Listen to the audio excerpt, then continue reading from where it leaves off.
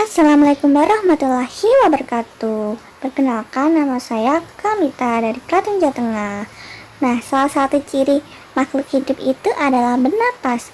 Ketika kita bernapas, kita akan menghirup oksigen dan mengeluarkan karbon dioksida. Kali ini, Kamita akan mengajak kalian semua untuk belajar sistem pernapasan. Hal yang akan kita pelajari kali ini adalah sistem pernapasan pada manusia, gangguan pada sistem pernapasan. Dalam sistem pernapasan pada manusia, pastinya tidak luput dari bantuan organ-organ pernapasan. Apa aja sih organ-organ pernapasan pada manusia? Yang pertama, rongga hidung. Merupakan tempat penyaringan kotoran, mengatur suhu dan kelembapan. Yang kedua, faring atau pangkal tenggorokan. Merupakan pertemuan antara saluran pernapasan dan saluran pencernaan, tersusun atas tulang rawan dan terdapat pita suara. Ketiga, trakea atau batang tenggorokan berupa cincin-cincin tulang rawan yang memiliki sila-sila pada dinding dalamnya, yang berfungsi menyaring benda-benda asing yang ikut masuk dalam saluran pernapasan. 4. Bronkus merupakan pencabangan dari trakea. Ada dua bagian, yaitu bronkus kanan dan bronkus kiri. Kelima, bronkiolus merupakan pencabangan dari bronkus. 6. Paru-paru atau pulma terletak dalam rongga dada di bagian bawah berbatasan dengan diafragma. Paru-paru kanan terdiri dari 3 lobus dan paru-paru kiri terdiri dari 2 lobus. Paru-paru dilindungi oleh selaput pleura. 7. Alveolus merupakan saluran terakhir dari alat pernapasan yang berupa gelembung-gelembung udara. Alveolus sebagai tempat terjadinya difusi antara oksigen dan karbon dioksida.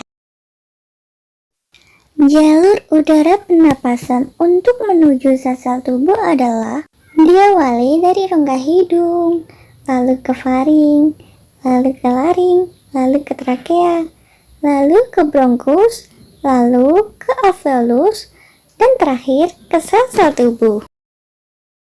Mekanisme pertukaran gas oksigen dan karbon dioksida. Pernapasan atau pertukaran gas pada manusia berlangsung melalui 2 tahap, yaitu yang pertama, pernapasan luar eksternal, pertukaran gas yang terjadi antara udara dalam alveolus dengan darah pada kapiler. Dalam hal ini, darah menerima oksigen dari udara dan memberikan CO2 kepada udara. Kedua, pernapasan dalam internal, pertukaran gas yang terjadi antara darah dalam kapiler dengan sel-sel tubuh. Dalam hal ini, darah memberikan oksigen kepada sel dan menerima CO2 dari sel. Mekanisme pernapasan berdasarkan organ yang terlibat dibagi menjadi 2. Yang pertama, pernapasan dada, dan yang kedua, pernapasan perut. Pernapasan dada. 1. Inspirasi atau pernapasan dalam. Otot antar tulang rusuk berkontraksi, lalu menyebabkan volume rongga dada membesar, sehingga tekanan udara dalam paru-paru mengecil dan udara dari luar bisa masuk ke dalam. Kedua, ekspirasi atau pernapasan luar. Otot antar tulang rusuk relaksasi, lalu volume rongga dada mengecil, sehingga menyebabkan tekanan dalam paru-paru membesar dan udara keluar dari paru-paru. Pernapasan perut. 1. Inspirasi atau pernapasan dalam. Otot diafragma berkontraksi, diafragma mendatar, lalu volume rongga dada membesar sehingga menyebabkan tekanan udara dalam paru-paru mengecil. Udara dari luar bisa masuk.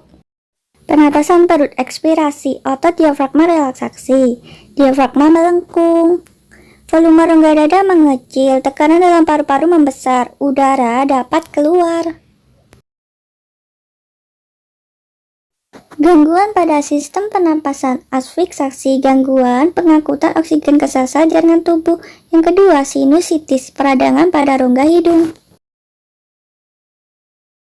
3. Bronkitis, peradangan pada bronkus. Keempat, TBC atau tuberkulosis, yaitu rusaknya paru-paru akibat bakteri Mycobacterius tuberculosis.